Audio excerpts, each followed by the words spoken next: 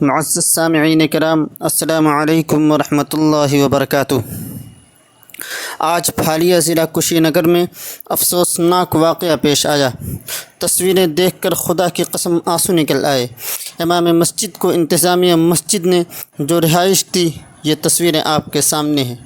آج بارش کی وجہ سے مکان کی چھت گرنے سے امام مسجد قاری محمد اسلم صاحب کے 3 بیٹے اور 1 بیٹی اور اہلیہ موت کی آغوش میں چلی گئیں، جو کہ عالمہ فاضلہ تھیں، مدرسہ میں پڑھاتی تھیں۔ دونوں سے دین کا کام اور رہائش کی پوزیشن دیکھیں۔ شرم آنی چاہیے ایسی جاہل مسجد انتظامیہ کو۔ قاری صاحب فجر کی نماز پڑھا رہے تھے، اس وقت یہ واقعہ پیش آیا۔ افسوس، مسجد کا فنڈ جمع ہو تو انتظامیہ مسجد کو امام کی تنخواہ بڑھانی یاد نہیں آتی، امام کی رہائش کو بنانا یاد نہیں آتا۔ مسجد کے غیر ضروری کاموں میں پیسہ لگانے کی طرف توجہ تو ہوتی ہے، مگر امام مسجد کے حالات زندگی کی خبر کسی کو نہیں ہوتی۔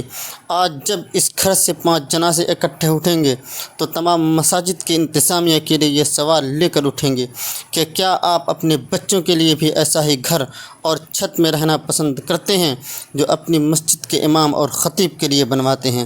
کیا علماء کرام یا ان کے بچوں کا حق نہیں کہ وہ محفوظ اور مضبوط گھروں میں رہیں؟ اللہ ہمارے معاشرے پر رحم فرمائے۔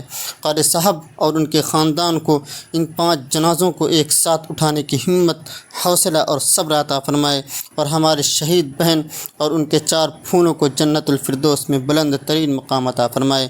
آمین ثم آمین۔